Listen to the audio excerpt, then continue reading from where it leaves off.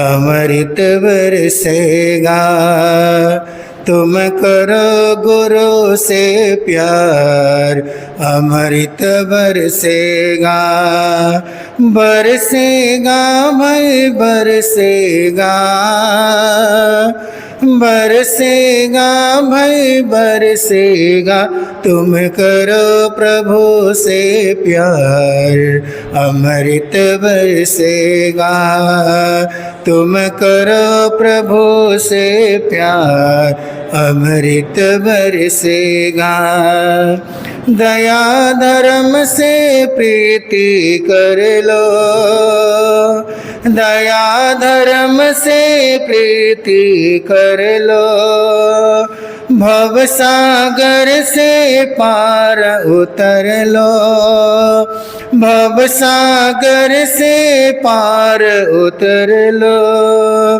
तेरा हो जाए, तेरा हो जाए बेड़ा पार, अमृत बरसेगा। तेरा हो जाए बेड़ा पार, अमृत बरसेगा। बरसेगा भाई बरसेगा, बरसेगा भाई बरसेगा। तुम करो प्रभु से प्यार, अमृत बरसेगा। तुम करो प्रभु से प्यार, अमृत बरसेगा। सत्य ज्ञान का पहनो गहना, सत्य ज्ञान का पहनो गहना। कड़वा बोल कभी नहीं कहना, कड़वा बोल कभी नहीं कहना। कर आत्मा का उद्धार, अमृत बरसेगा। कर आत्मा का उद्धार, अमृत बरसेगा। बरसेगा भाई बरसेगा, बरसेगा भाई बरसेगा। तुम करो प्रभु से प्यार, अमृत बरसेगा। तुम करो प्रभु से प्यार, अमृत। प्रेम प्रभु से जो नहीं करता, प्रेम प्रभु से जो नहीं करता। पड़ा नरक में फिर ओ सड़ता, पड़ा नरक में फिर ओ सड़ता। लालत दे संसार, फिर वो तरसेगा। लानत दे संसार, फिर वो तरसेगा। तुम करो प्रभु से प्यार, अमृत बरसेगा। तुम करो प्रभु से प्यार, अमृत बरसेगा। बरसेगा रे बरसेगा, बरसेगा रे बरसेगा। तुम करो प्रभु से प्यार, अमृत बरसेगा। तुम करो प्रभु से प्यार, अमृत प्रभु नाम प्रभु का अमृत प्याला, नाम प्रभु का अमृत पीले बन कर किस्मत वाला, पीले बन कर किस्मत वाला। मिले न बारंबार, अमृत बरसेगा। मिले न बारंबार, अमृत बरसेगा। बरसेगा रे बरसेगा, बरसेगा रे बरसेगा, तुम करो प्रभु से प्यार। अमृत बरसेगा, तुम करो प्रभु से प्यार। अमृत बरसेगा।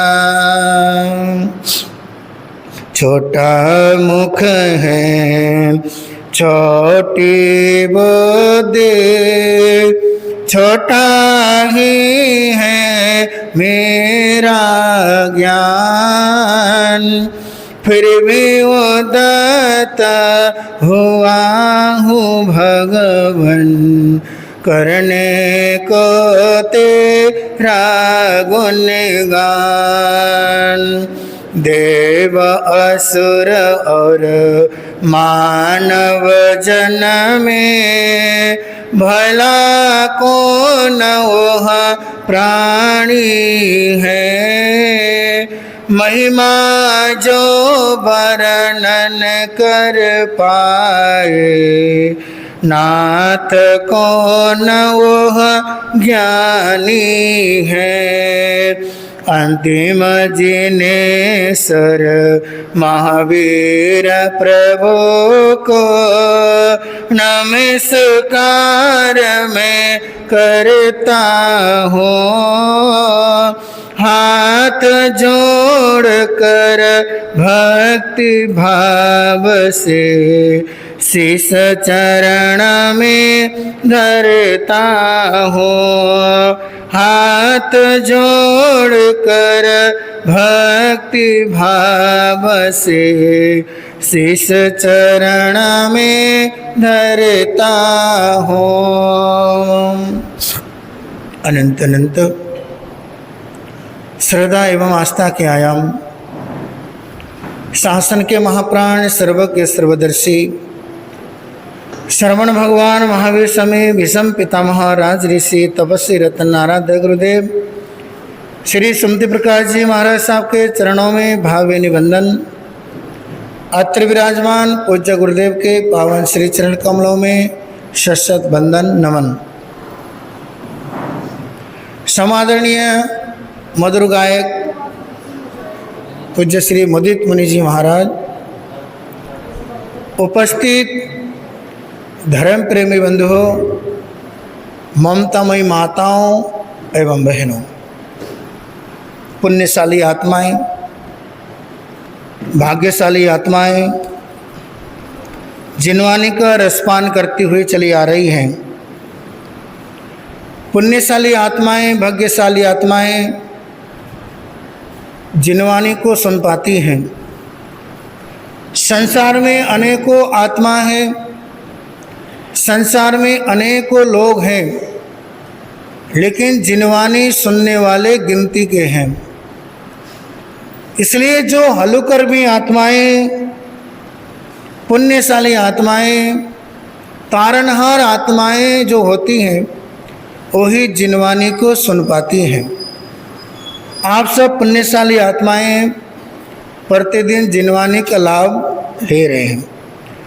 भगवान महावीर का संदेश 32 आगम में से थाणांग सूत्र के अंदर भगवान महावीर स्वामी ने चौभंगी के माध्यम से फरमाया, चत्तारी सुत्ता पनता तमजहा, अति जाते अनु जाते अब जाले और कुलंगारे। भगवान महावीर स्वामी ने थाणांग जी सूत्र के अंदर फरमाया, 4 तरह के पुत्र होते हैं, 4 तरह के संतान होती हैं। तो सबसे पहले जो है अति जाते। अति जाते का मतलब पिता से बढ़कर के। एक संतान ऐसी होती है वो पिता से बढ़कर के होती है। पिता से बढ़कर के मतलब हर चीज में पिता से ज्यादा, बुद्धिमत्ता में, गुणों में, समृद्धि में और पुण्यशाली में। पिता से बढ़कर के वो पुत्र होता है, चाहे बल में हो, दिमाग में हो, बुद्धिमत्ता में हो, पुण्यशाली में हो, ऐश्वर्य में हो, हर एक चीज में पिता से बढ़कर के होता है बेटा। उसको कहते हैं अति जाते। ऋषभदेव भगवान, उनके पिता का नाम क्या था? नाभि राजा, नाभि राय। हम उनके जीवन से सीखते हैं, इनके जीवन से हम प्रेरणा लेते हैं कि अति जाते बेटा ऋषभदेव भगवान। देखो, अंतिम कुलकर थे नाभि राय, बलशाली बहुत थे, क्योंकि जो कुलकर बलशाली होते हैं, लेकिन अंतिम कुलकर थे। लेकिन उनसे बढ़कर के ऋषभदेव भगवान हुए, चाहे रिद्धि में हो, चाहे बल में हो, चाहे पुण्य में हो, क्योंकि पुण्य होता है तभी तीर्थंकर आत्मा बनती है। इसलिए पुण्यशाली है ऋषभदेव भगवान, और जिन्हें 80 मसी कृषि तीनों कला सिखाई। पुरुषों के 72 कलाएं, महिलाओं के 64 कलाएं। इस सृष्टि के प्रथम राजा होने का गौरव जिन महापुरुषों को प्राप्त हुआ, आदिनाथ भगवान ऋषभदेव परमात्मा। ये अतिजात क्या है थे कि ऐश्वर्य में, समृद्धि में, ख्याति में, ऐश कीर्ति में, हर तरह से ऋषभदेव भगवान अपने पिता से बढ़कर के थे। और इसी तरह कृष्ण, नारायण श्री कृष्ण, पिता वसुदेव, लेकिन कृष्ण वासुदेव पिता से बढ़कर के, क्योंकि वासुदेव होते हैं, उनके पिता न तो वासुदेव थे, न कोई पद पे थे, राजा थे। इसलिए जो वसुदेव है, नारायण श्री कृष्ण वासुदेव, वो भी अपने पिता से हर चीज में आगे थे, चाहे बल में हो, पुण्य में हो, ऐश्वर्य में हो, धन धान्य में हो, हर तरह से वासुदेव श्री कृष्ण अपने पिता वसुदेव से बढ़कर के थे। इसलिए बस नारायण श्री कृष्ण अतिजात क्या है? बेटे हैं।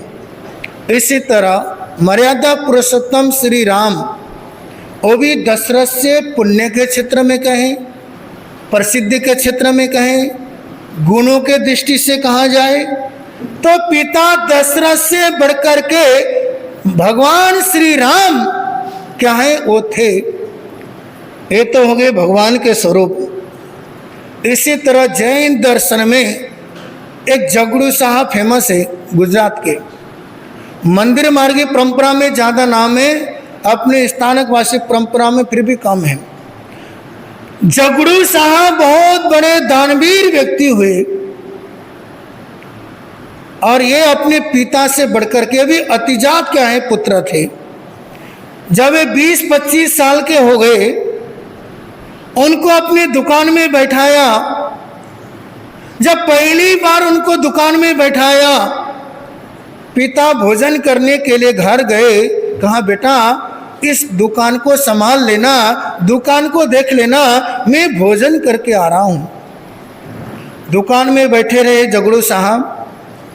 जब जगड़ू साहब दुकान में बैठे थे, उसी समय कुछ साधु सन्यासी उनके दुकान में पहुंचे। जगड़ू साहब दुकान में बैठे हैं, कहा हे युवक, हमें बहुत ठंड लग रही है, सर्दी से हम ठिठुर रहे हैं, क्या तुम्हारे पास कोई कंबल है जिससे हम ठंड दूर कर सके?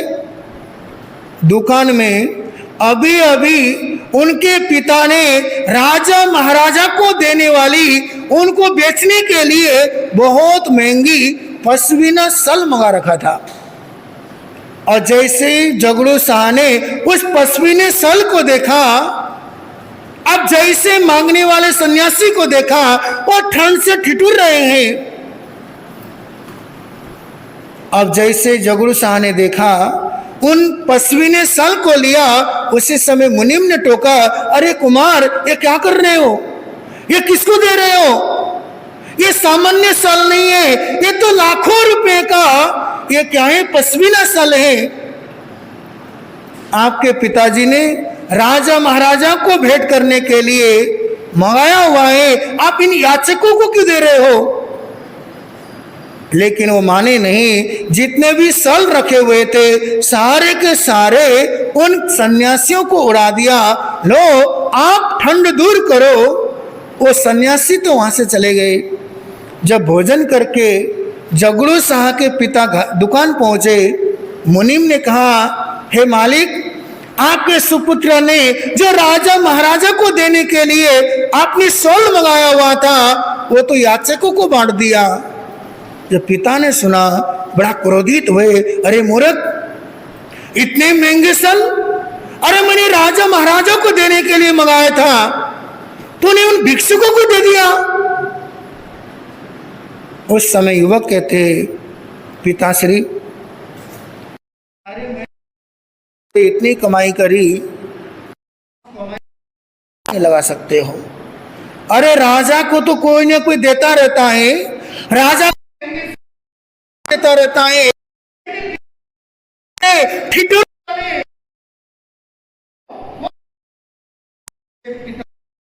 आप क्रोधित मत होइए, आप गुस्सा मत होइए। मैं करी है उतना कमाई तो जितना कमाई आज मैंने करी है। ऐसे गौरवशाली लोग पिता से बढ़कर के होते हैं। इसी तरह चंद्रगुप्त मौर्य, इनके पिता को कौन जानता है, कोई नहीं जानता। बंधु, आज चंद्रगुप्त मौर्य भारत के इतिहास में अमर है। आज हर कोई चंद्रगुप्त मौर्य को हर कोई जानता है। क्यों जानता है? क्योंकि ऐसे पराक्रमी राजा हुए, पिता से बढ़कर के हुए, को बढ़ाने वाले हो गए। इसलिए चंद्रगुप्त मौर्य, इसी तरह अशोक सम्राट, अनेक कि जो हर पिता से जो पुत्र होते हैं अति जाते, और दूसरे होते हैं अति जाते, मतलब पिता से बढ़कर के, चाहे भौतिक क्षेत्र में हो, आध्यात्मिक क्षेत्र में हो, हर तरह से क्या है, पिता से बढ़कर के जो सुपुत्र होता है वो अति जाते, और दूसरा है अनुजाते। पिता से ज्यादा तो नहीं कर सकता। जो पिता ने ऐश कीर्ति फैला रखा है, पिता के जितना पुण्य कमाया है उसको 1% भी कम होने नहीं देता है। न पिता से ज्यादा फैला सकता है, न कम कर सकता है। जो पिता ने जो बना रखा है, मान सम्मान प्रतिष्ठा जो बना रखा है, उसको मेंटेन करके रखता है।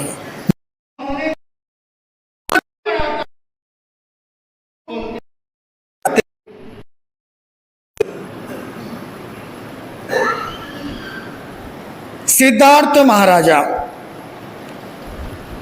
उनके कितने पुत्र थे, बोलो, कितने पुत्र थे, कौन कौन से? ये तो बेसिक प्रश्न झट से बोल दीजिए ना, दो, ये तो सबको पता है। सिद्धार्थ महाराजा के 2 सुपुत्र हुए, वर्धमान और नंदीवर्धन। वर्धमान कौन से पुत्र में आते हैं? अति जाते। देखो वर्धमान क्या है, पहले श्रेणी के बेटे में आते हैं। तो पिता से ज्यादा ख्याति प्राप्त, पिता से ज्यादा पुण्यवान अगर कोई थे वो भगवान महावीर, क्योंकि तीर्थंकर सबसे बलशाली होते हैं। आप देखिए, जैसे 2 भाई हैं, एक है वर्धमान, एक है नंदीवर्धन। वर्धमान तो पहले श्रेणी में आ गए, भगवान महावीर स्वामी पहले श्रेणी के बेटे में आ गए, और दूसरे श्रेणी के बेटे में आ गए नंदीवर्धन। पिता ने जो राज संचालन किया उसी को आगे बढ़ाया, न अधिक फैलाया न कम होने दिया, और पिता के सम्मान को न ज्यादा बढ़ाया, उस पिता के सम्मान को कम भी नहीं होने दिया। जैसे वर्धमान ने पिता की ख्याति को फैलाया, आज जब भी हम महावीर को कहते हैं त्रिशला नंदन सिद्धार्थ महाराज के सुपुत्र, बंधु जब भी भगवान महावीर का नाम लेते हैं सबसे पहले उनके माता और पिता का नाम आता है। लेकिन नंदी पिता की ख्याति होने दिया। ऐसे जो पुत्र होते हैं अनुजाते होते हैं, और तीसरे जो बेटे हैं अबजाले। अबजाले के मतलब पिता से कम। और दूसरे जो बेटे थे मेंटेन करके रखा, चाहे पुण्य के क्षेत्र में हो, आध्यात्मिक क्षेत्र में हो, सांसारिक क्षेत्र में हो। और तीसरे जो बेटे हैं अबजाले, वो पिता के ख्याति को कम करते हैं। अब जैसे एग्जाम्पल थ्रू, भरत चक्रवर्ती किसके बेटे थे? ऋषभदेव। अब देखिए भरत चक्रवर्ती, अब भरत जो चक्रवर्ती थे कितने खंड के अधिपति थे? छह खंड के अधिपति। 63 सलाह का पुरुष है। 63 सलाह का पुरुष में सबसे ज्यादा शौर्यवीर, सबसे बड़े ताकतवर, सबसे ज्यादा पुण्यशाली आत्मा तीर्थंकर होती है। 63 सलाह का पुरुष में सबसे अधिक पुण्यशाली, बलशाली, रिद्धिशाली वो होते तीर्थंकर। उसके बाद आते हैं चक्रवर्ती, उसके बाद वासुदेव, फिर बलदेव, फिर प्रतिवासुदेव, उसके बाद मांडलिक राजा। इस तरह से क्या है, पुण्य के क्षेत्र में, बल के क्षेत्र में आगे से क्या है नीचे की तरफ जाता रहता है। इसी तरह भरत जो चक्रवर्ती हैं, देव के जितना पुण्य नहीं है। बल के क्षेत्र में भले 6 खंड के अधिपति है, भले चक्रवर्ती हैं, लेकिन तीर्थंकर के बल के आगे वो कुछ भी नहीं है। तो इसलिए तीसरे श्रेणी के जो बेटे हैं वो क्या है, भरत चक्रवर्ती के समान होते हैं, पिता की ख्याति को कम करते हैं। और जो चौथा जो पुत्र होता है कुलंगार, कुल का नाश करने वाला। बंधु जो कुल परंपरा को नाश कर दे, कुल परंपरा को मटिया मिट कर दे, कुल परंपरा का सर्वनाश कर दे, उसको कहते कुलंगार। जो कुल परंपरा जो चली आ रही है, जो दादा परदादा पिता जो ख्याति बना के आते हैं, चाहे समाज में हो, राष्ट्र में हो, गली मोहल्ले में हो, शहर में हो, बंधुओं ऐसे ख्याति प्राप्त करके आते हैं, ऐसे ख्याति प्राप्त करके आते हैं, लेकिन उनका संतान ऐसा आता है सब खत्म कर देता है।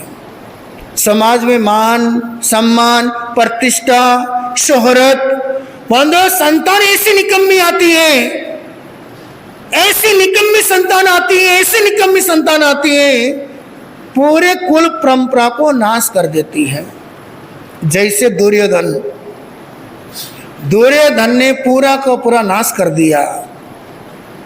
एक तरफ युधिष्ठिर जैसे भाई थे, बंधु दूसरी तरफ दुर्योधन जैसा था। बंधु दुर्योधन जैसा था, अब दुर्योधन ने पूरे कुल परंपरा को नाश कर दिया। सब दुर्योधन को समझाते रहे, दुर्योधन अरे तू पांडवों से सुलह कर ले, अरे पांडवों से संधि प्रस्ताव को मंजूर कर ले, कम से कम तुम्हारी ये गौरव गाथा बनी रहेगी। यहां तक कि भीष्म पितामह जब मृत्यु शैया पर पड़े थे, उस समय भीष्म पितामह ने वो समझाया, हे दुर्योधन अब बचाई क्या है, सब कुछ तो खत्म हो गया। अरे क्यों ना पांडवों को तू एक गांव दे देता, अरे एक गांव दे दे, कम से कम तेरी कुल परंपरा तो बची रहेगी।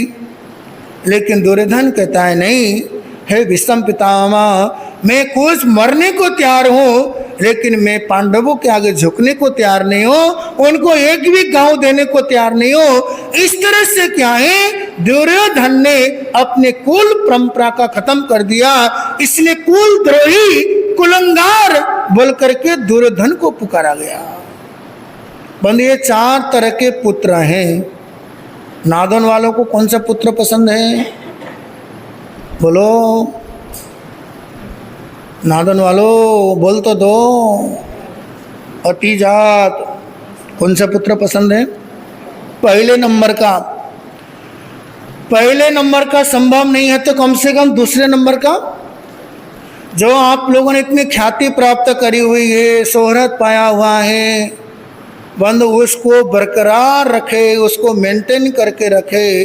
बंधु दूसरे नंबर का कम से कम अगर हमारी ख्याति नहीं फैला सके, बंधु हमारी कुल परंपरा को कम से कम बचा के रखे, सम्मान बचा के रखे, प्रतिष्ठा बचा के रखे, कम से कम ऐसे प्रयासरत होना चाहिए। इसलिए 4 तरह के पुत्र हैं। अगर हम पहले नंबर का पुत्र बनाना चाहते हैं और दूसरे नंबर का पुत्र बनाना चाहते हैं, तो बंधु बच्चों को क्या देना पड़ेगा? संस्कार देना पड़ेगा। बिना संस्कार दिए पहले नंबर के पुत्र नहीं बन सकते, दूसरे नंबर के पुत्र नहीं बन सकते हैं।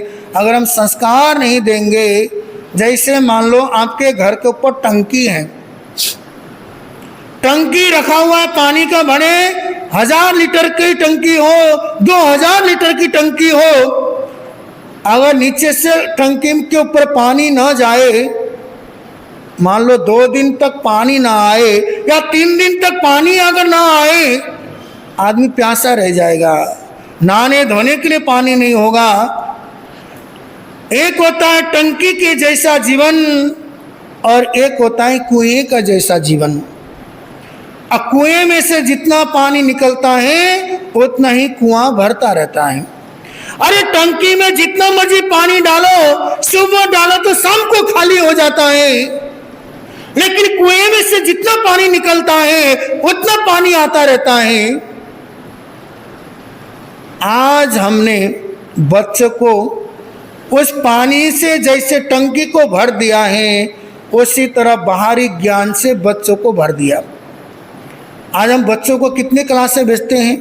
Swimming class, guitar class, dance class, और कौन कौन से होते हैं जी? बोलो कितने क्लास भेजते हैं बच्चों को? धार्मिक क्लास में कितने माँ बाप भेजते हैं जी? बोल बोल के थक गया, अब मैं क्लासें बंद करने वाला हूँ। 1-2 बच्चों को कहाँ तक मैं पढ़ाता रहूँगा? क्योंकि हम चाहते नहीं, जागरूक नहीं हैं। डांस क्लास में बच्चों को मारपीट के भेज देंगे, स्विमिंग क्लास में कौन सा उसको गोल्ड मेडल लेना है फिर भी भेज देंगे स्विमिंग करके आ। अरे तैर भी लिया तो कौन सा विश्व विजेता बन लिया? अरे हर क्लास बच्चों के लिए अवेलेबल है। गिटार सीख ले, स्विमिंग सीख ले, गाना सीख ले, फालतू के कोई लेना देना नहीं उस क्लासों का। लेकिन धार्मिक शिक्षा देने के लिए कितने माँ बाप जागरूक हैं जी? बोलो। संत बोलते हैं, सुन के छोड़ देते हैं आप लोग। सबसे पहले आप लोग उठते हो ना, कपड़े झाड़ते हो। जब कपड़े झाड़ते हो, जितना भी संत चिल्ला चिल्ला के बोल ले, आप हैं झाड़ के चले जाते हो। इसलिए परिवर्तन नहीं आता। जरा हम अपने अपने जीवन को टटले, क्या हमारे जीवन में परिवर्तन आया है क्या? कितने चमासे हो गए लगातार, दुनिया भर के लिस्ट लगे हुए हैं यहाँ पे, लेकिन परिवर्तन क्या आया? अरे बहुत अच्छा चमासा गया जी। अरे क्या क्या अच्छा गया? क्या तुम्हारे जीवन में परिवर्तन आया? क्या परिवर्तन आया बताओ? 10 साल से चमासे हो गए, क्या परिवर्तन आया? क्या गुस्सा कम हुआ? अहंकार कम हुआ? कुछ हुआ कम? कुछ भी नहीं हुआ। इसलिए राजस्थानी भाषा में कहावत है, सुनता सुनता फुट गया कान, नहीं फिर भी नहीं आयो आत्मज्ञान। सुनते सुनते बचपन से इतने सुन लिए, हर जगह की बात है, यहाँ की बात नहीं कर रहा मैं। यहाँ की बात तो मैं चौमासा की बात करूंगा, जा जाऊंगा। अब इतने सुन लिए भाई, अब कान से सुनाई भी देता नहीं है, अब तो मशीन लगाना पड़ता है। लेकिन कोई जीवन में परिवर्तन आया है क्या? नहीं आया। हम कह देते महाराज बहुत अच्छा प्रवचन है, अरे भाई क्या परिवर्तन आया तुम्हारे जीवन में? महाराज जी वो तो नहीं आया। इसलिए संत बोलते हैं आपके हित के लिए।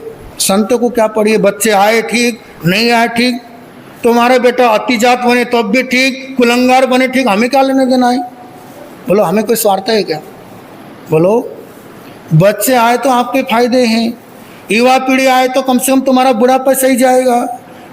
हम तो तुम्हारे लिए ही संत लोग दिन रात खपते हैं। जितना जैन संत खपता क्या दूसरे संप्रदाय वाला खपता है क्या किसी के लिए?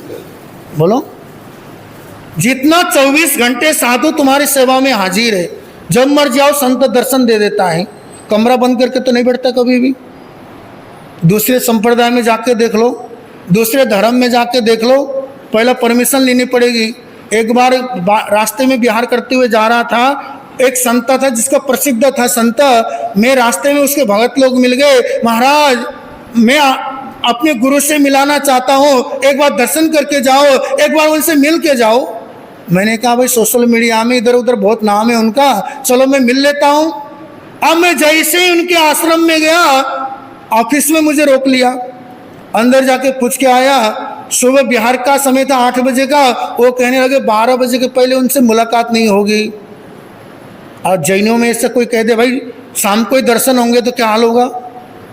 बोलो उत्पात मचा देंगे सारे, अरे हम तो आए, संत तो मिले ही नहीं।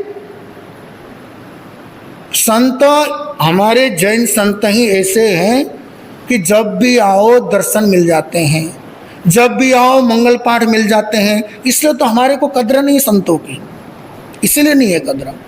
आज हमारे सत्संग में कद्र क्यों नहीं है? और किसी संत के कथा में पैसे देके लोग देखने जाते हैं। अरे कथा छोड़ो, एक जादूगर को बुला लो, एक मोटिवेशन स्पीकर को बुला लो, तो हजारों रुपए का टिकट काट के जाना पड़ता है। इसलिए जो सस्ता है ना, जो फ्री का माल है कभी बिकता नहीं है। आप MRP देखना, जो जैसे मान लो आप आए, बोले महाराज जी कुछ गिफ्ट दे दो मुझे, और मैंने आपको 2 गिफ्ट दिया, एक है 50 रुपये का और एक है 5000 रुपये का, तो आपको खुशी किस में होगी? बोलो मेरे भाई 50 रुपये में 5000 वाले में। यही हाल आज हमारे जैन संतों की है।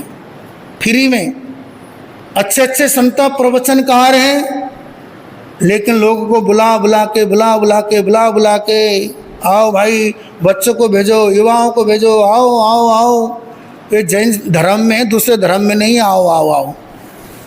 इसलिए कहने का मतलब मेरा ये है कि जो साधु बोलता है आपके फायदे के लिए बोलता है। कथा में आएंगे, बच्चे आएंगे, युवा आएंगे, वो सीखेंगे मातृदेवो भव, पितृदेवो भव। नहीं तो माता शत्रु, पिता बैरी तो हर किसी को हो रहे हैं। इसलिए बुढ़ापा सार्थक तभी होगा जब हम बच्चों को संस्कार देंगे। आज हम बच्चे की उंगली पकड़ के स्थानक में लेके आएंगे, पता है इसका परिणाम क्या होगा? आज छोटे बच्चे हैं, अब देखिए छोटा सा बच्चा रोज आ रहा है, इसकी मम्मी का नाम तो मुझे नहीं पता, अब बेचारी मम्मी देखो रोज लेके आ रही है, एक बेटी इधर एक बेटा इधर है, चाहे भले खेले कूदे, कम से कम स्थानक में आने के संस्कार तो है। ऐसे कितने माँ बाप है बताओ? एक बहन बेचारी रोज लेके आते बच्चों को। आज बच्चों को उंगली पकड़ के स्थानक में लेके आएंगे, कल आप बुढ़े होंगे ना, बुजुर्ग होंगे, जो चलने फिरने लायक नहीं होंगे। आज जिसको हमने उंगली पकड़ के लेके आए हैं, कल जब बुढ़े होंगे वही बच्चा तुम्हें उंगली पकड़ के स्थानक में लाएगा। अगर आज क्लासों में भेजते रहे, डांस क्लास, फलाने क्लास, ढिनकाना क्लास, जब बुढ़े होंगे कहोगे बेटा मंगलिक सुना के ला स्थानक से, मेरे पास टाइम नहीं है, खुद जाओ, ऐसी स्थिति हो जाएगी। इसलिए बचपन में उंगली पकड़ के बच्चों को लाओ, वही बुढ़ापे में तुम्हें उंगली पकड़ के स्थानक में लाने वाला बनेगा। इसलिए बच्चों को संस्कार देने के लिए अतिजात और अनुजात ये 2 पुत्र को तैयार करो। अगर 2 तरह के पुत्र आपके घर में हैं तो आपका घर, आपका परिवार स्वर्ग है, नहीं तो हर घर तो नरक हो ही रहे हैं।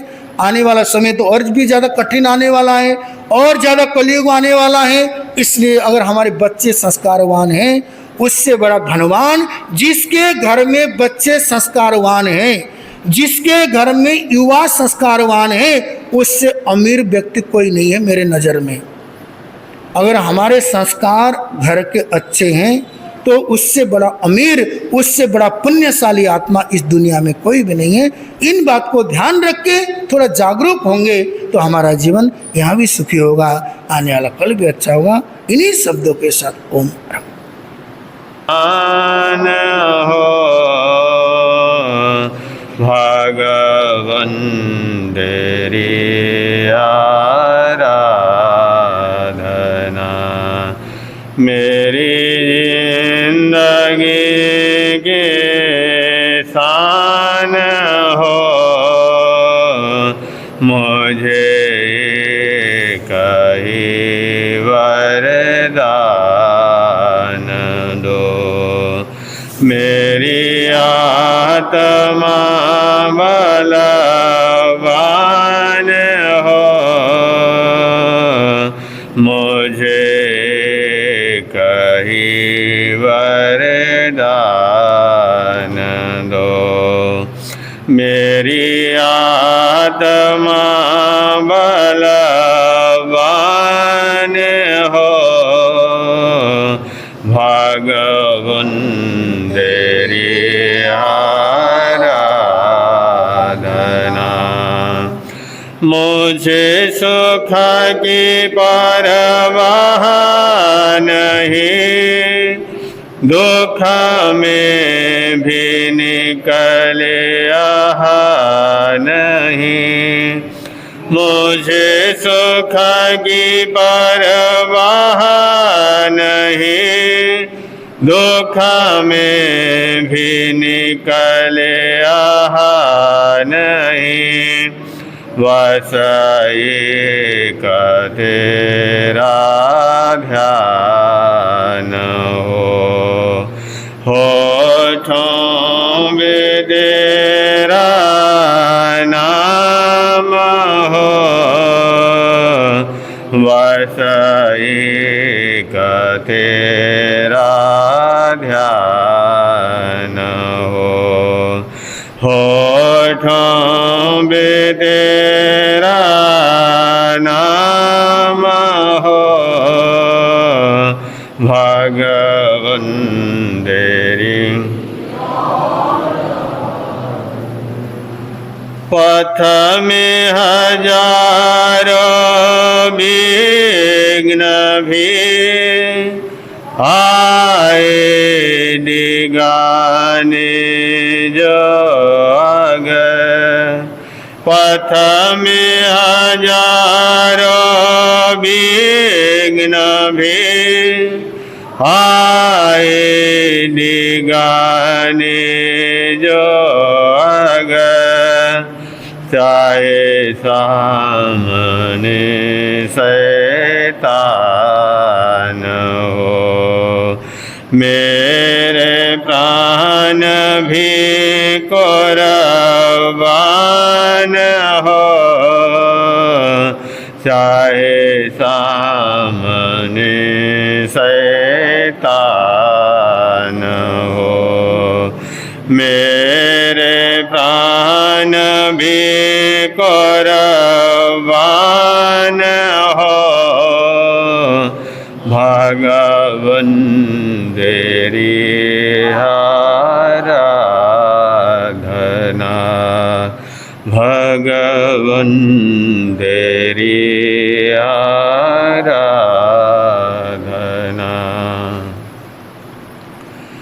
परमपिता परमात्मा, क्षमा और शांति के देवता शरवण भगवान महावीर स्वामी आराध्य गुरुदेवों के पावन चरण कमल में सशत वंदन करने के पश्चात उपस्थित धर्मानुरागी भाइयों, माताओं एवं बहनों, आप लोगों के समक्ष घर की चर्चा चल रही है। हम लोग घर में रहते हैं, लेकिन घर की कीमत को नहीं जानते। परिवार में रहते हैं और परिवार की कीमत को हम क्या करते नहीं जानते। हम अगर परिवार की कीमत को जानते, अगर घर की कीमत को जानते, तो मुझे पर घर के बारे में बोलने की आवश्यकता नहीं थी। मुझे परिवार के बारे में बोलने की आवश्यकता नहीं थी। लेकिन आज हम घर में तो रहते हैं। कौन से घर में रहते हैं? मार्बल के बने हुए घर में, ग्रेनाइट से सजे हुए घर में,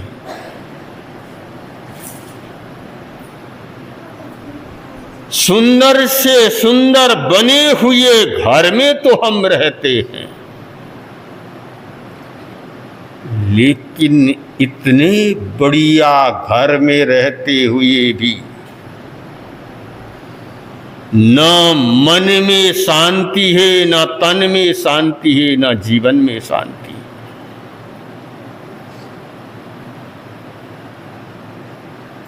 एक आदमी जब शाम को लौट करके घर में जाता है, उसको घर खाने को आ जाता है।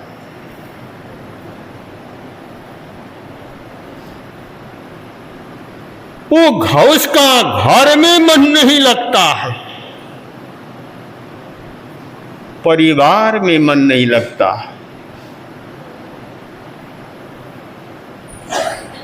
क्यों? क्योंकि हमने अभी घर की कीमत को नहीं जाना। घर में ऐसा क्या है? मैं आपसे पूछता हूं, आपके घर में सफाई करने वाली आपके बढ़िया घर में रहती है, बड़े सुंदर घर में रहती है, लेकिन शाम के समय वो आपको क्या कहेगी? मैं अपने घर जा रही हूं।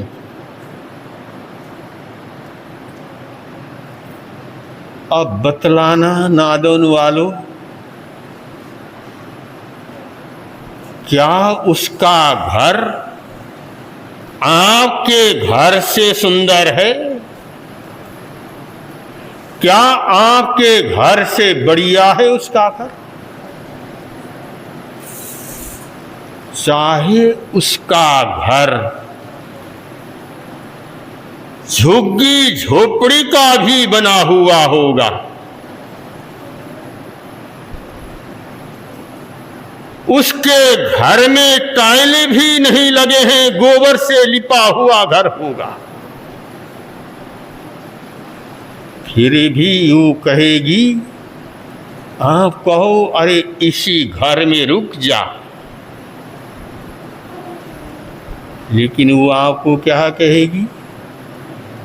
नहीं, मुझे तो अपने घर क्या करना है, जाना है। अब देखिए, एक इंसान है,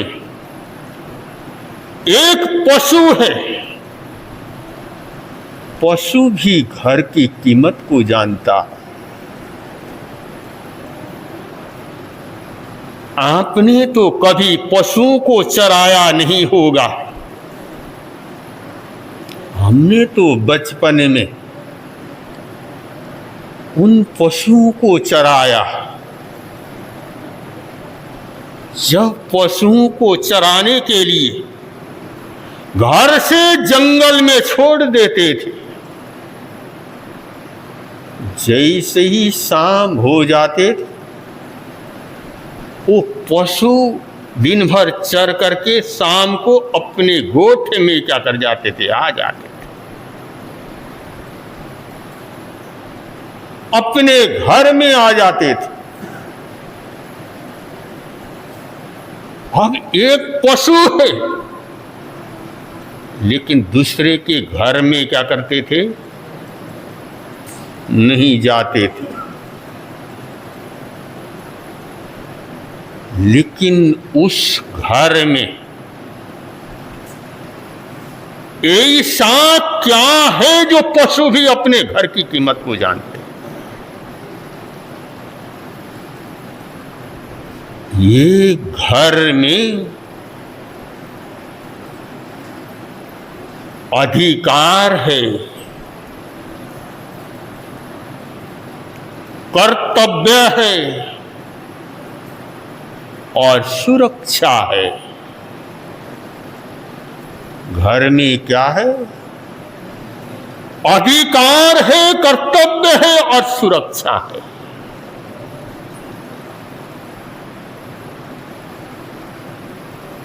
मैं आपसे पूछता हूं, आप अपने घर में ही क्या करते हो, रहते हो? आप दूसरे के घर में कभी क्या करोगे? नहीं रहोगे। क्यों? क्योंकि आप अपने घर में अपने आप को सुरक्षित मानते हो।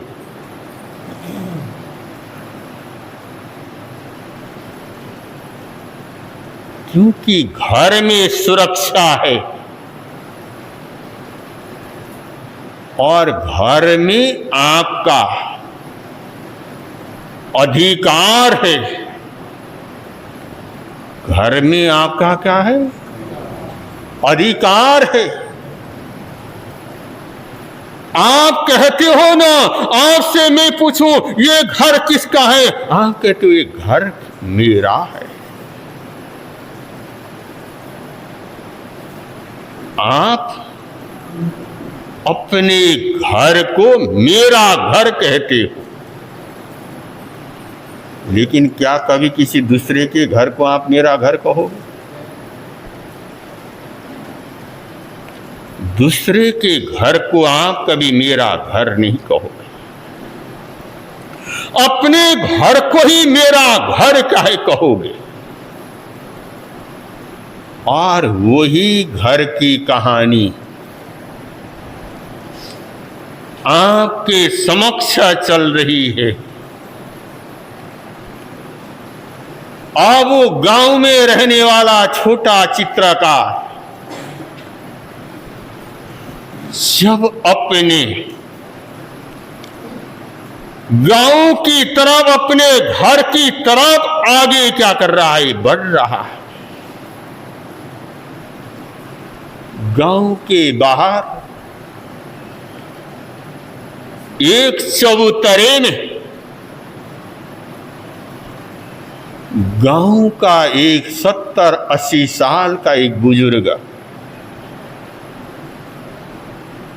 एक व्यक्ति वो चबूतरे में चाहे बैठा है। और वो चित्रकार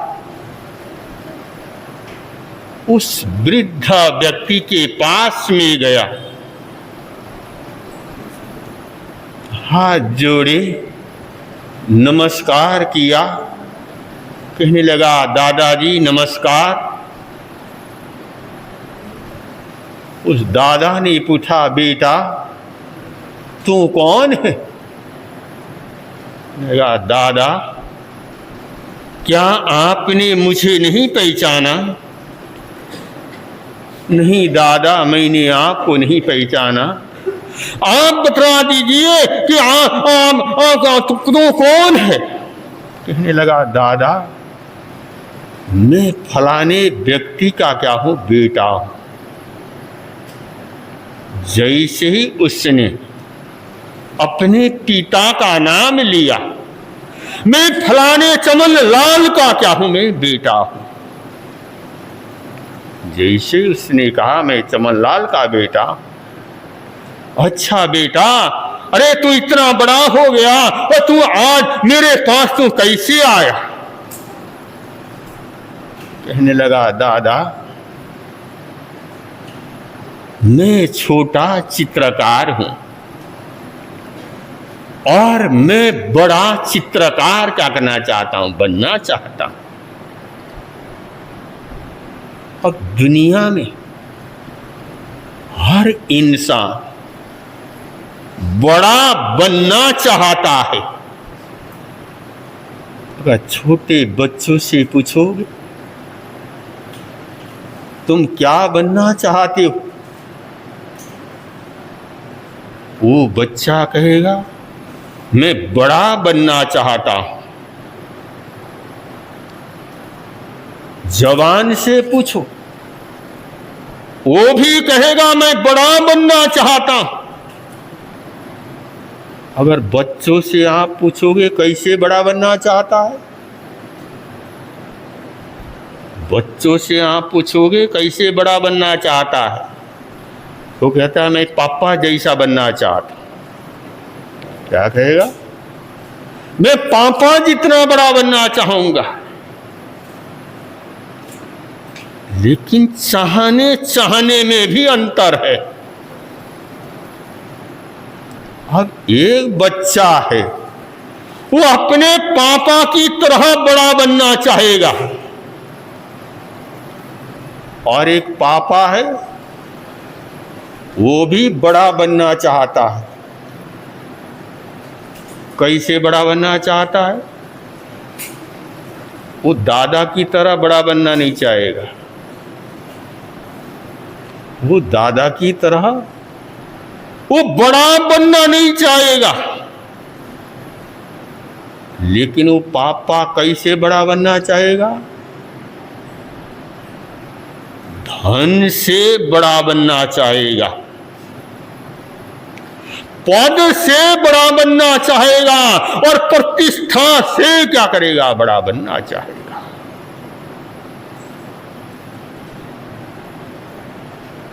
अब एक छोटा नेता है, वो क्या चाहता है, मैं भी बड़ा नेता क्या कर जाऊं। अब जो पार्षद है वो चाहता है कि मैं विधायक क्या कर जाऊं, बन जाऊं। और जो विधायक है वो क्या चाहता है, सांसद बनना चाहेगा। जो सांसद है वो मंत्री बनना चाहेगा, और जो मंत्री है वो मुख्यमंत्री बनना चाहेगा, और जो मुख्यमंत्री है वो केंद्रीय मंत्री बनना चाहेगा, और जो केंद्रीय मंत्री है वो क्या चाहेगा, वो चाहेगा कि मैं प्रधानमंत्री या राष्ट्रपति क्या कर जाऊं।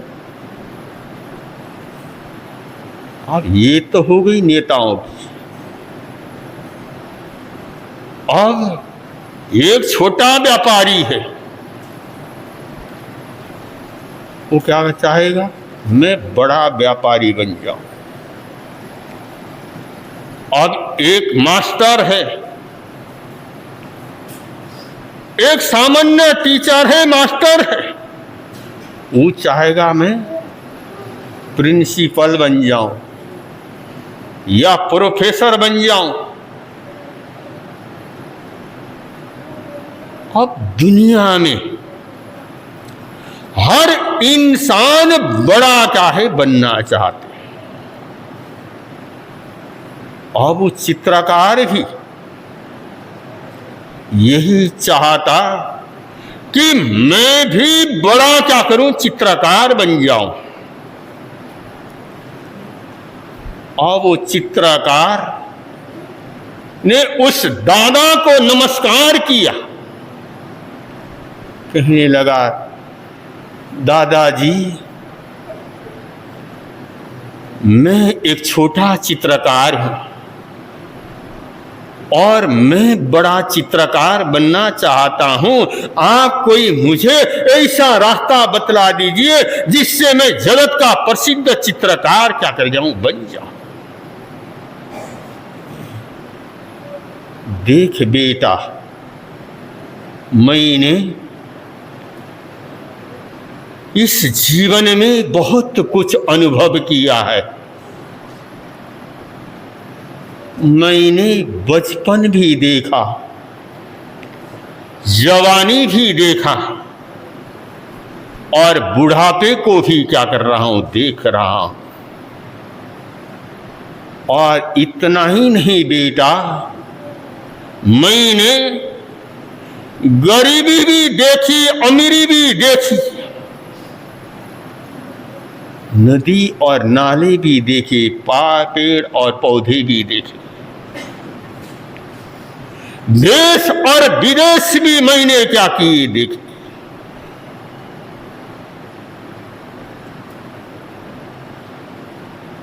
अनुभव करते करते 70 साल की मेरी क्या कर गई, उम्र हो गई। और इस उम्र में मैंने बहुत कुछ क्या किया, अनुभव किया। और कहा, बेटे जो अनुभव का जो ज्ञान होता है दुनिया में, सबसे बड़ा क्या है, ज्ञान होता है। वो अनुभव का ज्ञान किसी शास्त्रों में नहीं मिलेगा, किसी ग्रंथों में नहीं मिलेगा, किसी पंथ में क्या करेगा, नहीं मिलेगा। लेकिन जो अनुभव का जो ज्ञान है वो जीवन में क्या करेगा, मिलेगा। मैंने जो जीवन में अनुभव किया है, मैंने जो आज तक क्या किया, दुनिया को देखा है, दुनिया को देखने के बाद मुझे इस दुनिया में दो चीज बहुत पसंद आई है। दो चीजों बहुत सुंदर लगती है। अगर तू वो दो का तो चित्र बना लेगा तो तू जगत का प्रसिद्ध चित्रकार क्या कर जाएगा, बन जाएगा। कहने लगा, दादा वो दो चीज कौन सी है? क्या बेटा तू बनाएगा? हाँ दादा, तभी तो मैं आपसे क्या कर रहा हूं, पूछ रहा हूं। आप वो चित्रकार जब दादा की बातें सुनी, अरे दो की बात सुनी तो वो चित्रकार को हंसी आ गई। वो हंसने लगा। दादा की बात को सुन करके वो हंसने लगा। बेटा, मैंने ऐसी कौन सी बात कह दी जो तुझे हंसी आ गई? कहने लगा, दादा मैं जहां भी गया, मैंने जिससे भी पूछा, सब कहते हैं मुझे दो चीज पसंद है, और किसी को भी वो तीसरी चीज क्या है पसंद नहीं। और उसने कहा, अरे बेटे, इसमें हंसने की क्या बात है? कहने लगा, दादा मैं मंदिर में गया, महात्मा से मैंने पूछा, महात्मा जी मैं किसका चित्र बनाऊं? तो उस महात्मा ने कहा, श्रद्धा और विश्वास का तुम क्या कर लो, चित्र बना लो। और उस युवती से मिला और उसने भी कहा कि मुझे प्यार और स्नेह इसका तुम क्या कर लो, चित्र बना लो। और आपसे भी पूछा